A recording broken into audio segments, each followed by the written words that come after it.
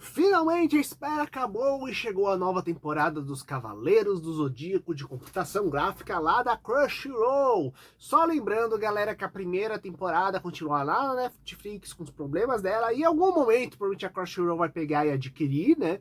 Mas aqui estamos falando de material feito em parceria da Crunchyroll, mais precisamente da própria Sony, que é dona do sistema, com a Toei Animation, numa justamente ala especial criada para fazer suas primeiras produções 3D e no caso escolhida para testes foi Cavaleiros do Zodíaco. E aqui nós temos logo de cara 2 episódios de estreia. O primeiro que é o Escorpião e o Cisne, e o segundo que é a Coragem de Jabu, se referindo justamente ao Cavaleiro do Unicórnio. E eu vou fazer um episódio aqui falando justamente dessas duas histórias, porque não apenas estreou ao mesmo tempo esses dois capítulos em sequência, mas eles se passam exatamente em paralelo. Tanto que o começo desses dois capítulos, eles aparecem justamente no episódio da última temporada, e aqui eles ocorrem para quase simultaneamente. Pois bem, então, eu sou o Luiz, bem-vindos ao Monstros e Aventuras, e vamos começar a falar, galera. Primeiramente, de O Escorpião e o Cisne.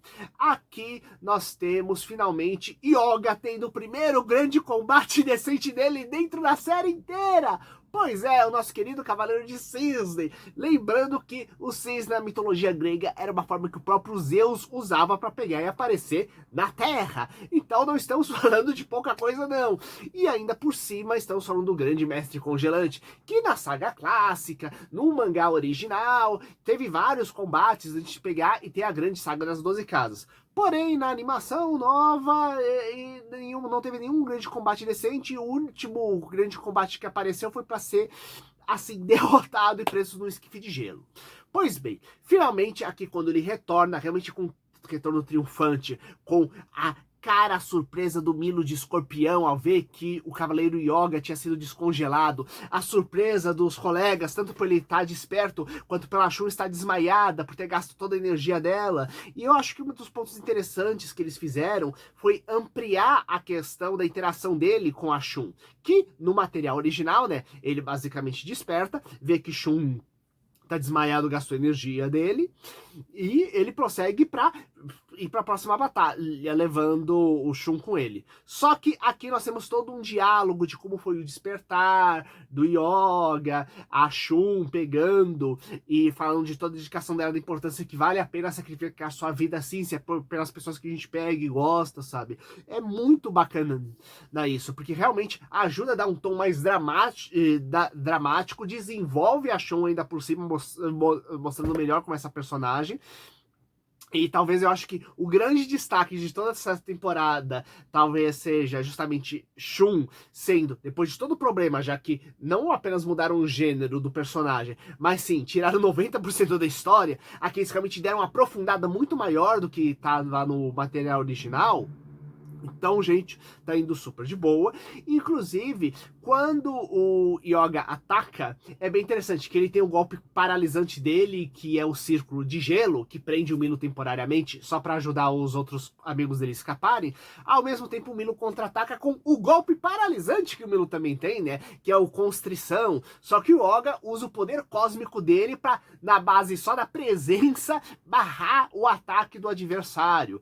O que também acaba sendo uma lembrança e uma referência ao fato de que a primeira atuação decente dentro da história dessa saga de Cavaleiros do Zodíaco, que também acontece no anime original e no manga clássico, é quando ele usa uma parede de gelo para bloquear e refletir o ataque psíquico do Cavaleiro de Fênix, né? Então, estamos vendo o poder congelante dele sendo usado novamente como barreira, né? Uma barreira bem poderosa, capaz de parar um ataque de um Cavaleiro de Ouro, um ataque mais básico, mas não deixa de ser um ataque de um Cavaleiro de Ouro, até que finalmente temos o grande duelo da Agulha Escarlate do Milo contra o Yoga. E aqui enquanto no original a gente tinha cada golpe do Miro causando um furo e aquele golpe gerando um veneno que percorria todo o corpo do cavaleiro, sendo justamente injetado nos 15 pontos vitais que lembram justamente a constelação de Escorpião, aqui nós temos o golpe dele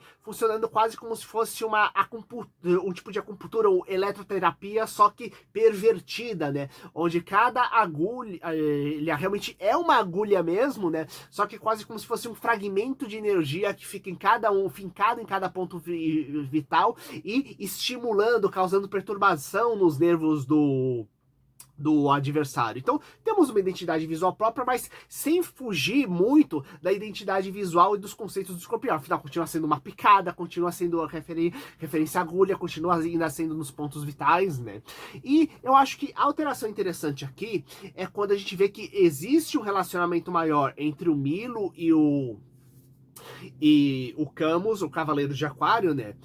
Coisa que já foi realmente elaborado em alguns spin-offs de Cavaleiros do Zodíaco, né, mas não na saga original, e aqui a gente vê uma comunicação psíquica até entre os dois interessantes, né, e mostrando, né, como ele sabia todo o plano de congelar o Yoga, e que a ideia dele era meio que manter por alguns anos ele em sono criogênico, como se fosse uma prisão temporária, até meio tipo, vamos acabar a rebelião, deixar ele pensar naquele estado em vida, a morte, quando ele pegar e eu descongelo ele vai ele vai refletir sobre os atos dele, ter se arrependido e ficar com a gente, sabe? Então, o que faz muito mais sentido do que dizer, não, eu vou pegar meu discípulo e botar o cadáver dele congelado como enfeite no meio da sala. Diga-se de passagem, sabe?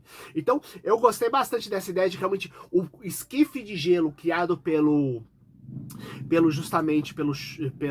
Camus, ser justamente, na verdade, uma espécie de prisão congelante, uma prisão criogênica, sabe? O que é bem bacana, ajuda a entender melhor as relações dele, ajuda a dar até aquela sacudida na cabeça do Yoga, né? E o coitado não consegue com isso também se defender, com aquela perturbação também não consegue se defender direito dos ataques do Milo, fazendo você pensar até onde o Milo soltou essa informação bombástica, inclusive para deixar meio perturbado o Yoga no trajeto, né? E a gente vê que apesar dos golpes do Yoga serem poderosos, bem mais fortes do que estavam antigamente, né? Mesmo o turbilhão de gelo consegue realmente mover o adversário do lugar, né?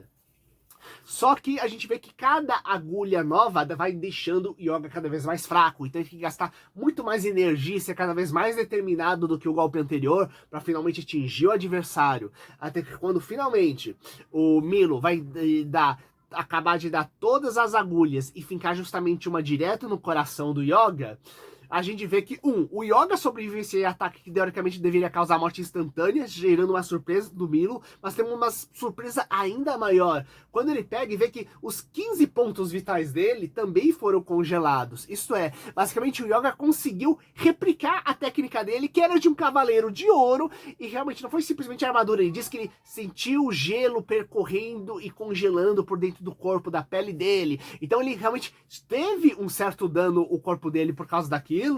E realmente, se o Yoga não tivesse enfraquecido pelas 15 agulhas, se ele já tivesse visto aquele golpe antes e percebido aquilo, com certeza o cara na potência máxima, o Yoga, teria matado ele, teria dado um golpe com tanto poder quanto de um cavaleiro de ouro.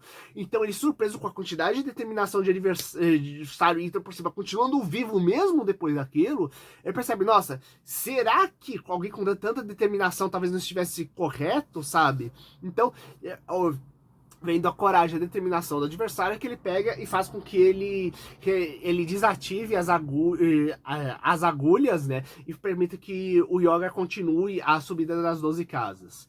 E, ao mesmo tempo, temos dois pequenos lances aqui, né? Já que aqui mudou meio que a estrutura da história. Ao invés da gente pegar e ter 3 grandes blocos, onde a gente tem uma história principal, normalmente com 2 blocos, e no meio temos uma secundária, né? Aqui não. A gente tem uma grande história que é desenvolvida num único episódio, tanto que a gente tem uma luta completa entre 2 cavaleiros, porém que tem alguns minutos parado aqui e ali com alguns detalhezinhos. Os detalhes são, Juni está voltando com o Kiki, e a ideia dele é avisar os Cavaleiros de Ouro da grande trama, e o que? É basicamente só dizendo, olha, ela continua vindo. E número 2, isso que é interessante, aqui temos Cleo, a criadora de máscaras e ao mesmo tempo a pessoa que anota a história do santuário. Nós temos 3 personagens diferentes em diversas mídias que inspiraram esse personagem, na minha opinião. Temos em Gigantomachia, que é uma duologia de romances de Cavaleiros do Zodíaco, uma personagem que funciona justamente como uma espécie de arquivadora das profecias dos Cavaleiros e meio que da biblioteca geral do santuário. Número 2, Saint Seiya Walking, que é um game que inclusive eu vou referenciar ainda mais vezes para vocês nem imaginam por que ainda dentro desse vídeo. Nós temos uma personagem que é a Lune, que é a Luna, que ela é também uma arquivista que pega e é responsável por armazenar uma Amazônia que é responsável por armazenar e coordenar as informações do santuário também. Uma personagem bem poderosa que você pode usar também para dentro do seu time. E número 3, em Cavaleiros do Zodíaco, o Odisseia no Tempo, que é esse mangá francês maravilhoso aqui, que ainda não tem vista para vir para o Brasil também aqui, mas basicamente cada livro é basicamente quase que um filme inédito dos cavaleiros focado em um dos heróis lutando contra as forças do Crono, que está tentando mudar a história de Cavaleiros do Zodíaco. Então, no primeiro, existe uma edição de luxo desse material aqui. Sim, ele é grandão, mas não é a de luxo. A de luxo tem uma história extra, contando como tem uma pessoa no santuário responsável por pegar e criar máscaras para o grande mestre à medida que ele solicita. Inclusive, responsável por criar a máscara do Cavaleiro do Diabo, que era o grande mestre que era o mestre do Ikki. Isso foi justamente quando foi criada essa máscara que ele pegou e virou uma pessoa maligna, sabe? E o que acontece? Aqui nós temos ela meio que tendo uma noção do que acontece no santuário, entregando uma nova máscara pro mestre, o que pode dar a entender que aquela máscara seja para substituir a antiga que ele já usa já que o grande mestre sempre usa uma máscara disfarçando o rosto dele, e a gente fica se perguntando por quê, ou mesmo se essa máscara teria algum poder de pegar e gerar o disfarce que faz com que as pessoas, que muda o cabelo dele, né, que faz com que as pessoas achem que ele seja o grande mestre, né. Então, até onde é uma pessoa neutra que simplesmente ajuda quem tá na chefia. E ao mesmo tempo temos que lembrar uma coisa, que a gente tem poucas máscaras nessa história. Inclusive a Cleo, ela usa meio a máscara no rosto, né, que dá a entender que talvez ela tenha algum trauma no passado, algum ferimento antigo. Só que outra máscara que nós temos aqui na história, além da Marin, sendo que a Marin já está mostrada como a máscara dela era responsável por pegar e se a conexão dela com o próprio cavaleiro lendário Aiolos de Sagitário. Aqui nós temos a questão de que a máscara do Cavaleiro do Diabo tem uma cena só dedicada à entrega dela na primeira temporada. Então acho que aqui, em algum momento, nós vamos ver porque essa máscara, não apenas como essa máscara foi confeccionada, mas realmente a origem de como foi a ideia de pegar e criar uma máscara justamente para perverter o personagem. E se for isso, a gente vai ter, na verdade, aprofundamento de duas questões que nunca foram desenvolvidas direito em Cavaleiros do Zodíaco. Por que diabo sempre tem uma máscara em cima do Grande Mestre? E 2, de onde veio aquela máscara do Cavaleiro do Diabo? Que só teve uma vez que apareceu uma versãozinha disso, lá em um capítulo de Lost Canvas, que é uma saga de um universo alternativo, né? Então, é legal finalmente ter essas coisas aglutinadas. Agora, voltando pro episódio seguinte, que é a Coragem de Jabu. Lembrando que se vocês estão gostando da análise, já coloca aqui nos comentários, compartilha com seus amigos e vamos nessa. Em primeiro lugar, aqui nós temos um episódio finalmente inédito e que mostrou finalmente em destaque os 5 Cavaleiros de Bronze menores. Aqueles que pegaram e foram derrotados na Guerra Galáctica pelos protagonistas e voltam tempos depois após terem treinado mais para finalmente defender a deusa Atena.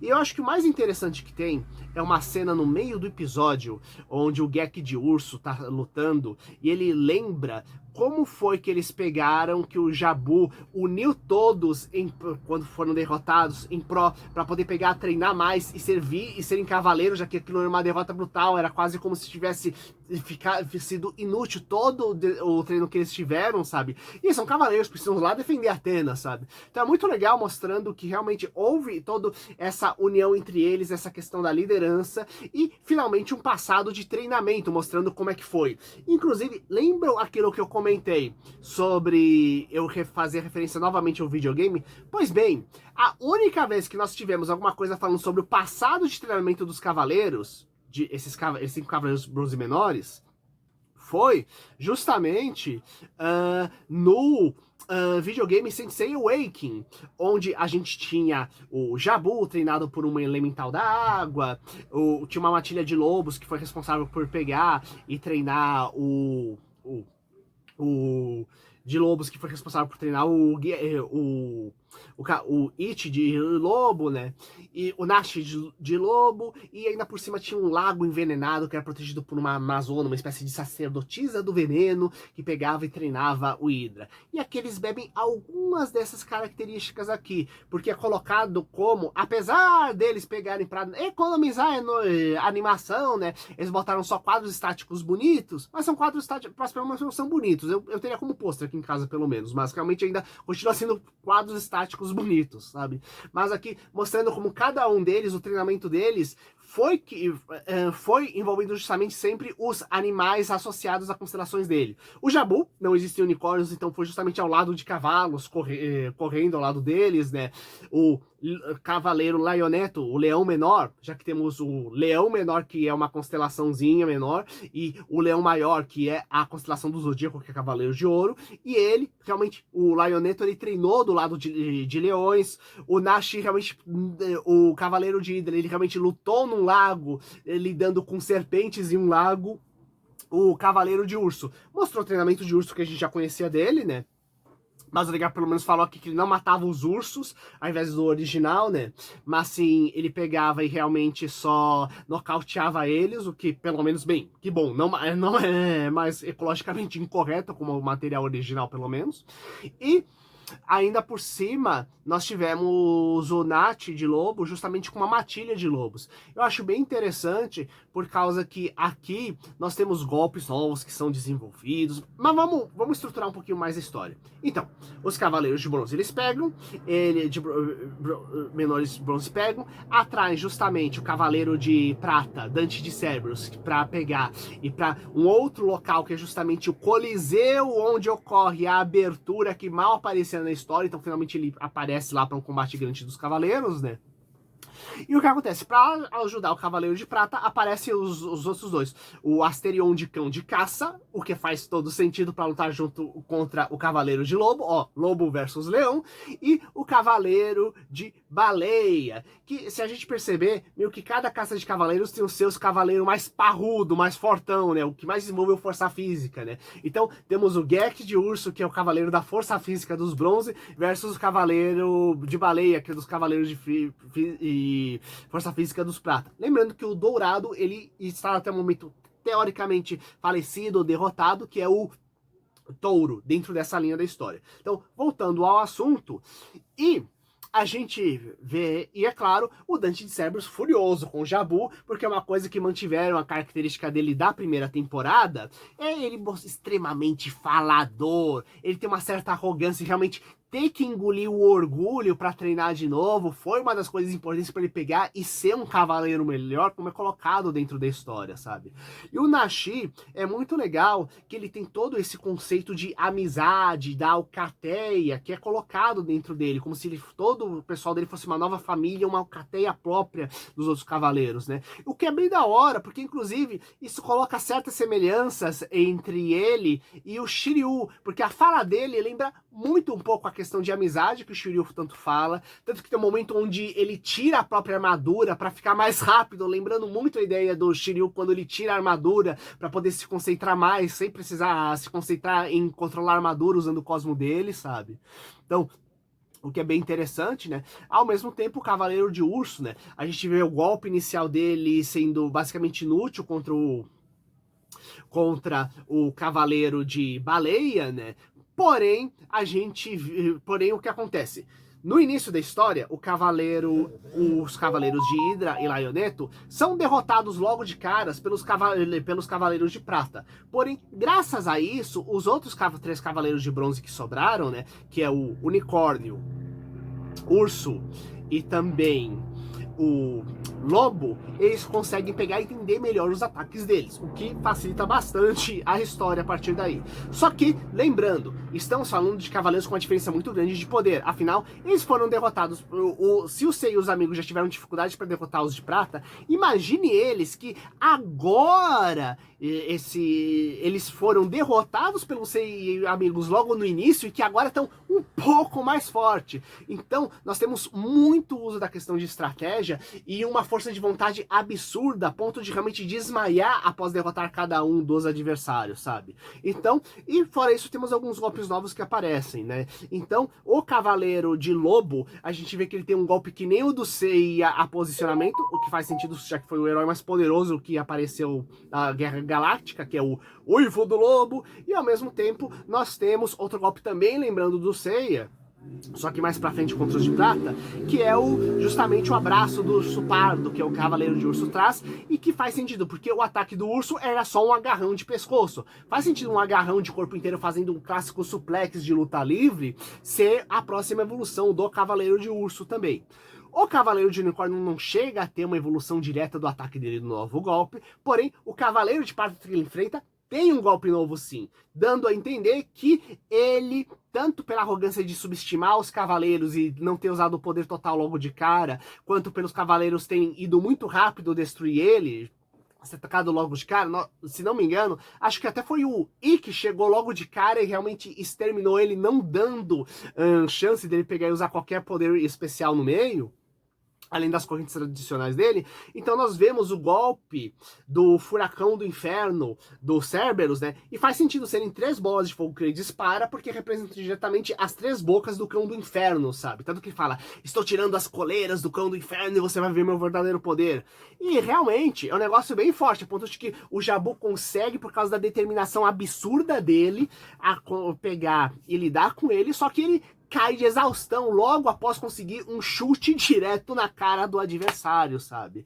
E realmente é uma questão muito forte de tanto técnica quanto de determinação, modulando a força física e o poder cósmico em si de cada personagem. Então é uma batalha que eu não acho forçada, porque basicamente houve meio que um empate dos dois lados, já que os cavaleiros, depois do treinamento, estavam com esse nível de poder, tiveram novas habilidades, estavam finalmente agindo em equipe e usaram toda a sua energia para isso. Então faz sentido esse combate. Afinal, 3 cavaleiros de prata que foram empatados, na verdade, com 5 cavaleiros de bronze após eles treinarem muito esses cavaleiros, sabe? Então acho que ficou bem elaborado e pela primeira vez a gente teve uma história detalhada dos cavaleiros de bronze menores. E, ao mesmo tempo, a gente tem um pequeno detalhe. Finalmente chega a June com o Kiki para pegar e comunicar realmente os segredos do Grande Mestre. E o que acontece? A June reforça que ela vai falar para os Cavaleiros de Ouro o que está acontecendo, para realmente eles pegarem e se rebelarem contra o Grande Mestre. O que significa que agora a June vai subir as 12 casas do Zodíaco. Claro que já está bem facilitado, porque a gente vê várias casas que pegaram e tiveram vários problemas. Só que, gente, ainda vários adversários foram derrotados. Porém, ainda a gente tem certos vestígios de certas pessoas lá. Por exemplo, será que ela vai ter que enfrentar a ilusão de Gêmeos, por exemplo, o que seria algo que ela seria capaz de vencer, já que é uma coisa muito mais de cérebro do que de força física, na verdade? Será que ela vai ter que enfrentar fantasmas dentro da casa de Câncer? Mas o mais interessante é, a próxima casa do próximo episódio é Sagitário. E se todo episódio está sendo realmente focado numa única coisa para pegar e ser desenvolvida com um detalhe ou outro de histórias paralelas do lado, isso significa que nós temos uma próxima aventura só focada na casa de Sagitário no próximo episódio, que eu tô ansioso. Então, será que a gente vai ter o fantasma do Cavaleiro de Sagitário aparecendo num mega combate para testar os cavaleiros numa mega aventura? Ou a gente vai ter um episódio completo só contando o passado do santuário e a vida como herói do Aiolos de Sagitário salvando Athena? Coloca aqui suas sugestões, suas ideias, suas conjecturas aqui nos comentários. Compartilhe com seus amigos e até o próximo vídeo. Vai, Seiya!